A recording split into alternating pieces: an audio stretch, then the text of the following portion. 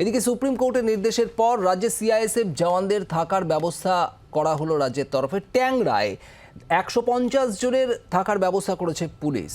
Supreme কোর্টে আজ শুনানিতে কেন্দ্রের তরফে অভিযোগ তোলা হয় সিআইএসএফ এর থাকার পর্যাপ্ত ব্যবস্থা করা হচ্ছে না।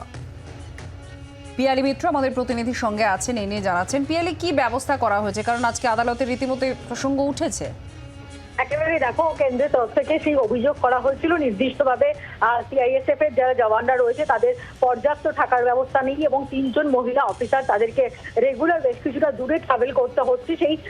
সেই প্রসঙ্গটা তারা চিফ জাস্টিসের সামনে তারা তুলে ধরেছিলেন এবং তারপরে কিন্তু সুপ্রিম কোর্ট আজকে রাত্রি 9টার মধ্যে রাজ্য সরকারকে বলেছিল যে তাদের যাতে প্রপার অ্যাকোমোডেশনের ব্যবস্থা করা হয় এবং সেই নির্দেশের পরেই কিন্তু কলকাতা পুলিশের তরফ থেকে ট্যাংরা এলাকাতে 150 জন সিআইএসএফ এর জওয়ান যারা আরজিকর মেডিকেল কলেজ হাসপাতালে ভর্তি এবং যারা ফিঙ্গার টিচারে সেখানে ডিউটি করছে তাদের অ্যাকোমোডেশনের ব্যবস্থা করা হয়েছে এবং পুলিশের দাবি এটা চতুর্থ প্রিমাইসে যেখানে তাদের থাকার বন্দোবস্ত করা হলো। ফলে সুপ্রিম কোর্ট থেকে যে নির্দিষ্ট টাইমলাইন দেওয়া হয়েছিল সেই সময়ের মধ্যেই কিন্তু রাজ্য সরকারের তরফ থেকে কলকাতা পুলিশের তরফ থেকে 150 জন সিআইএসএফ এর জওয়ানদের থাকার জন্য ট্যাংরাতে একটি ব্যবস্থা করা হয়েছে।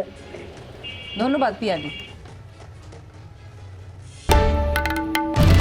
বাংলার আওয়াজ, বাঙালির আবেগ, জি 24 ঘন্টা।